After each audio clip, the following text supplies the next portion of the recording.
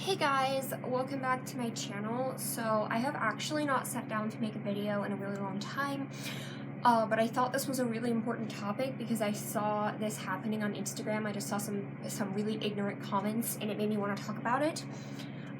So anyway, I am filming this right now. I am just coming off of Instagram, and a couple quick things before I start. First of all, I'm going to be updating my socials. I will be leaving those links in the description. I changed my Twitter handle, and I will be posting a link to 2 Instagram pages because I don't tend to remember to update the YouTube one very much. So I'm going to be posting my other Instagram, my other public Instagram as well.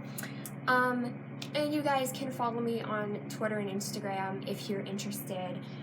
Of course, Discord, I don't really use the Discord server, but I will link it anyway. So, if you guys could just follow me, I guess, for updates, or if you just want to, talk over there, because sometimes I run polls and stuff on Twitter and all that, so, it would be really helpful if people would follow, over there, because I am active, again, on Twitter. I redid my account and everything, and all that.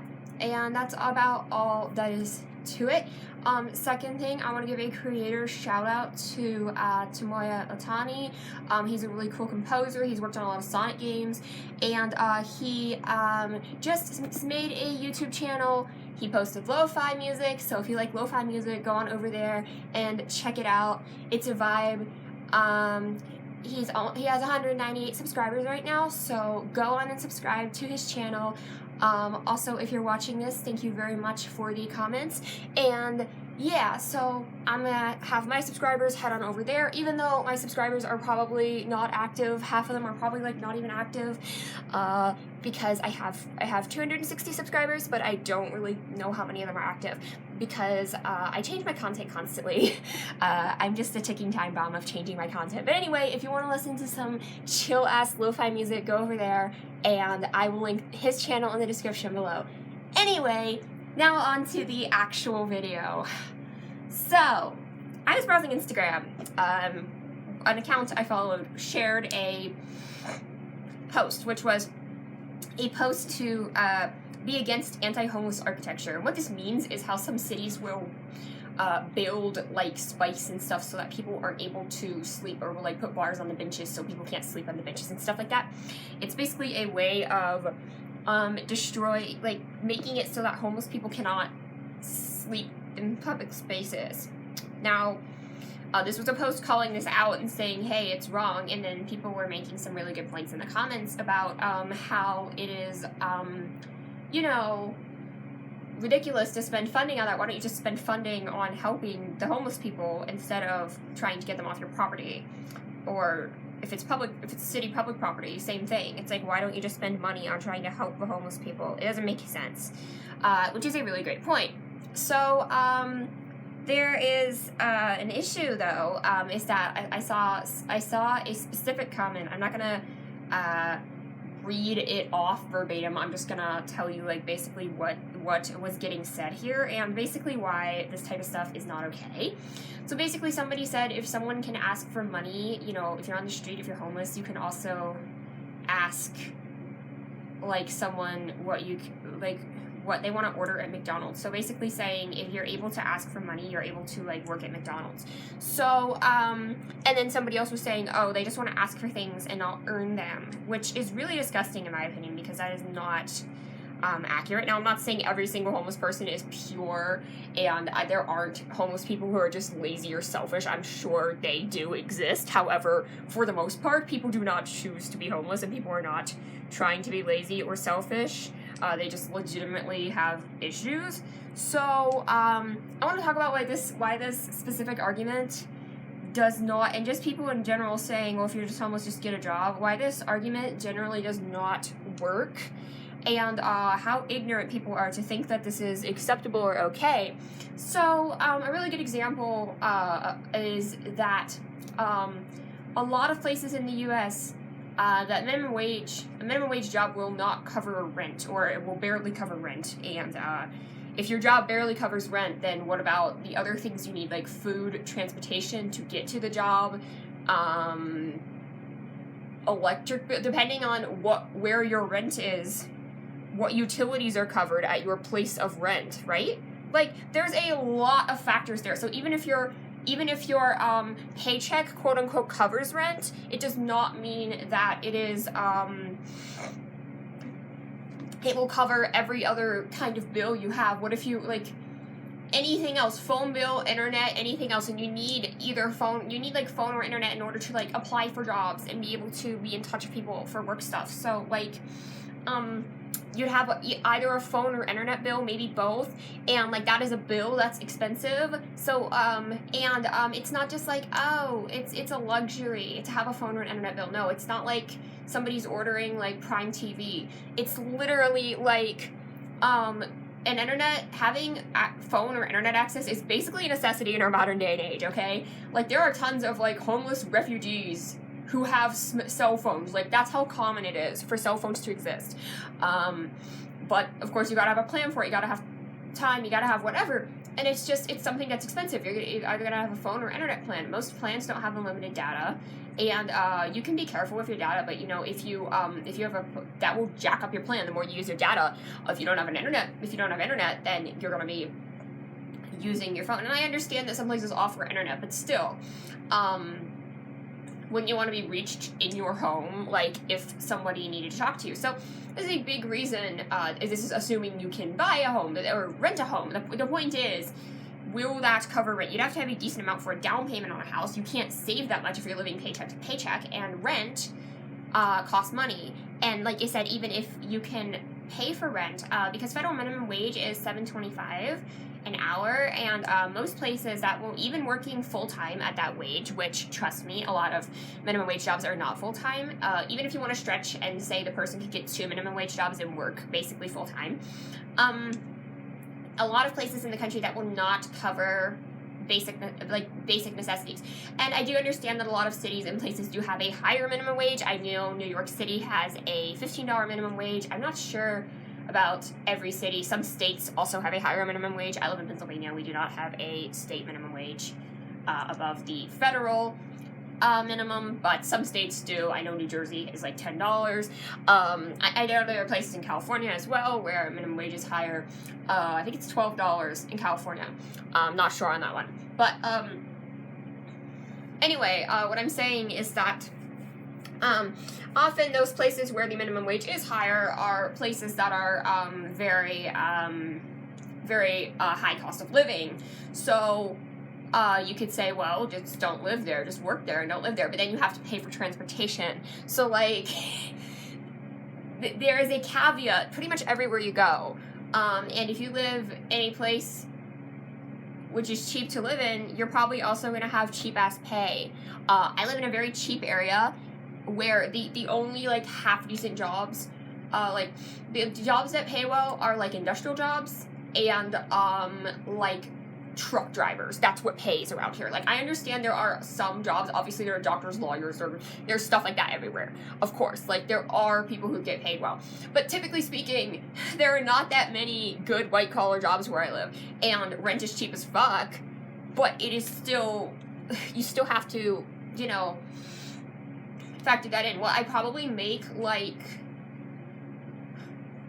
less than $200 a week, because I work 20 hours, okay? So if I worked 40 hours, I was generously making more than minimum wage. I was making, I mean, I already make more than minimum wage. I make $8. But, like, if I was making $200 a week, that's still literally $800 a month.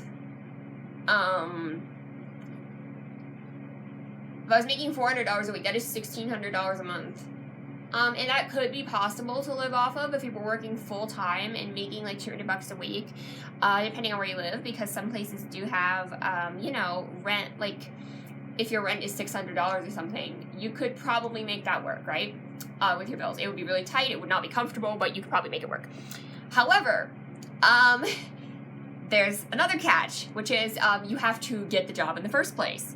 And a lot of places will not hire if you don't have an address or some sort of permanent residence. You need a resume, and your resume is going to have all of your information on it. I had to actually go to job training because I had never had a job, and I'm not very good at working with just like figuring stuff out on my own. I get really stressed out about it. I just have trouble with that. So I actually went to job training to it wasn't really job training, it was job coaching. So, but he showed me how to do my resume. We worked on my resume together. I put in that resume, and I went over to where I work. I went in and I showed them a resume, and they're like, how many hours can you work, right? I was dressed somewhat presentably, all right? And this job that I work, you need, there's no dress code other than the visor. We're supposed to wear masks, we're supposed to wear gloves when we handle food, and we have no ripped jeans and no open-toed shoes. That's it.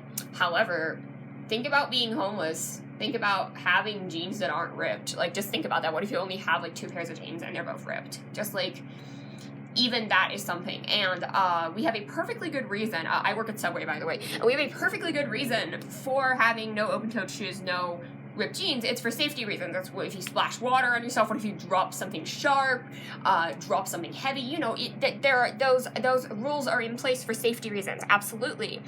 However, that's still, you know, assuming somebody can buy nice enough clothes, and you have to look presentable at the interview, so you have to have nice enough clothes to look presentable at the interview, which costs money. You have to be clean for the interview. If you don't have a home, you might not have a shower, so you have to go find a public shower somewhere, and I know homeless shelters exist, but the thing is that homeless shelters, first of all, sometimes run out of capacity. They don't have enough homeless shelters or enough space in the homeless shelters.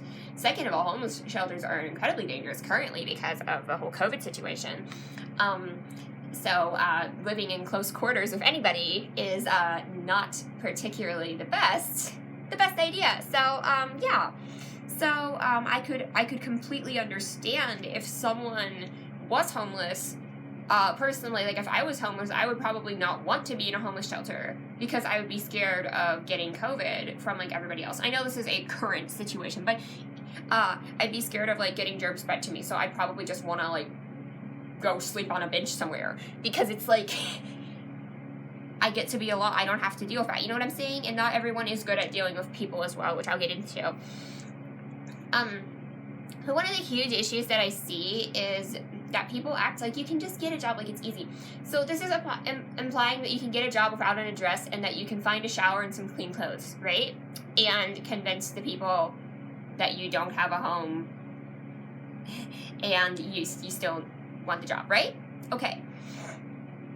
Now, I understand, I think it's good to get homeless people working. I think that homeless people should be able to get work. And I think we need more programs that work with that like we should have programs that are specifically designed to help homeless people get work, and I'm sure those programs do exist, but I'm just saying that should be something that is like more common. I have nothing against homeless people getting work. I'm saying as it is, a homeless person can't just walk into a McDonald's with no resume in whatever clothes you're wearing and just be like, hey, I wouldn't know from experience from McDonald's, but when like I said, I applied at Subway, I got hired in 5 minutes. I was told what clothes I had to wear. I was wearing presentable clothes. You see what I'm saying here?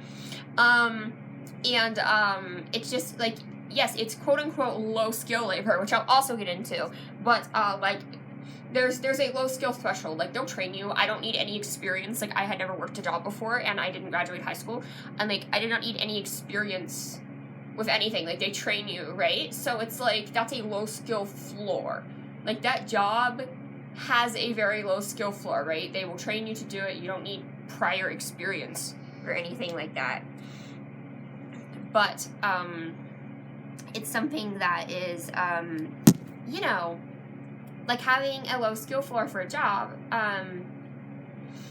But they'll train you, and then once you're trained, it is not as simple as you would think. It is not saying there's a higher skill ceiling. Obviously, it's not. You're not a fucking brain surgeon. There's a difference there, but and I'm not saying that somebody who works at McDonald's should get paid the same amount as a brain surgeon. I'm saying somebody who works at McDonald's should be paid a wage that they can afford housing and whatever bills they need to afford to live. That's what I'm trying to say. Like, it shouldn't be a matter of, like, you should all get paid the same amount regardless of your job. Like, that's fucking stupid. But, like, everybody, even the lowest paying jobs, should be able to have somebody afford to live and afford to, like, have enough food to eat, transportation, a roof over their head, and internet or phone bill. So, and any other bills that come covered with that. So, like a McDonald's job, it's, but even if you're able to get the job, here's another huge thing, that most jobs do not pay cash. You're not just gonna have your job hand you $200 in a paycheck, like, hey, here's your pay. No, most jobs either give physical checks out or they just direct deposit to the bank. My job, I had an option. If I could do physical checks or direct deposit, I did direct deposit because it's just easier. But some people want to do physical check and take it to the bank themselves. That's fine. However, you would need a bank for that. You would need a bank account for that. I'm pretty sure when I signed up for a bank account, I needed an address. So think about that for a second. You can't, if you don't have an address, you can't necessarily make a bank account. I understand that some people might have a family member, someone they could use their address. I get that. But, like, again, what if you don't have anybody? There are so many caveats here. And then the last part I want to say is the skilled labor thing. Oh, it's unskilled labor. They say it's unskilled labor because there is a low skill floor. You don't need any academic degrees. You don't need, like, school or like, training. They will train you, whatever. These jobs are, like, low skill floor, right? However, working these jobs is not only can be incredibly stressful, if you're dealing nonstop customer service, but the skills that it takes are multitasking and people skills, and those are skills that not everybody has. And I have a disability. I am on the autism spectrum, and I have issues. I get very easily overstimulated, so if there's, like, too much going on at once, I'm trying to keep track of, like, different things in my head. I have, like, multiple customers, and then there's, like, other stuff I need to do in the store, trying to keep track of all that, and it can be really difficult, and my brain will, like, start to shut down when I get overstimulated. I'm not saying everyone's autistic, but people have various disabilities, and you do not know what someone's disability is, and for people who don't know, it's really fucking hard for somebody who has autism or somebody who has whatever to get disability, to get Social Security. It's really hard to do that. I'm trying to get it right now. First of all, that's also probably not enough to live off of, but and people who have disabilities like that should absolutely be able to get Social Security and all that. No strings attached. It should be just as simple as somebody with any sort of, like, physical disability.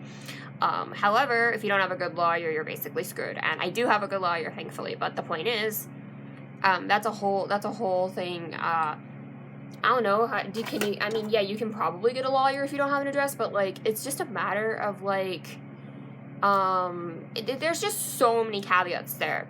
So, the people who think it's just so simple to just get a job and then you can afford a home are so ignorant. I really wish that people would, I hate that I have to explain this to people. It really frustrates me. It's like just because wherever you live, like, okay, what if you live in some redneck backwoods town? They have one convenience store. They hire you when you come in with ripped shoes, no sandals, and you haven't showered in 2 weeks. They'll hire you, and you live in a fucking cabin that costs $300 a month. Okay, great, but not everybody does. Most places in the country are not like that. Most places, if you're in a city, which this whole thing is about people in cities, you need to look presentable to get a job. You need to have an address to get a bank account. You need to have, and, like, so it's like, yeah, maybe your redneck convenience store, maybe they don't have a bank account, maybe they just fucking hand you cash, but that is not most places.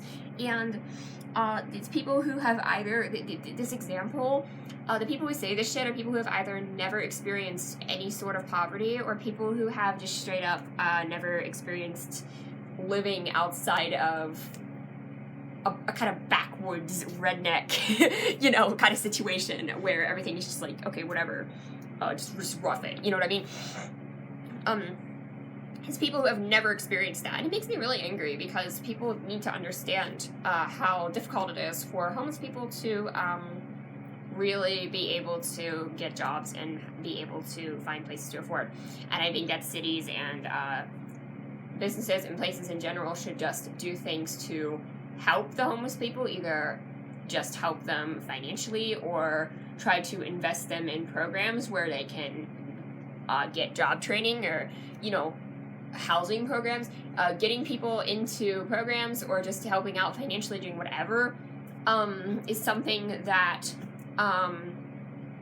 or I don't know, funding homeless shelters so they have good resources, or so there can be more homeless shelters that have good resources. I don't know. This is something that cities and businesses, whoever, if you wanna deal with having homeless people, you should not try to push them off your property. You should try to help out so that, and I'm aware that, like, okay, not every small business is gonna have the resources to do that, but if you're using if you're like a big corporation, or if you're using like fucking city funding to like do this, then why don't you just fucking help?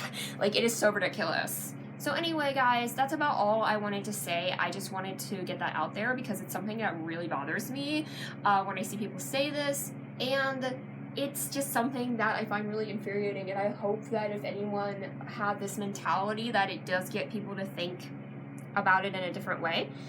Anyway, thank you so much for watching the video. Like I said, my socials will be linked down below. Tamara's channel will be linked down below, and I'll see you all soon. Bye-bye!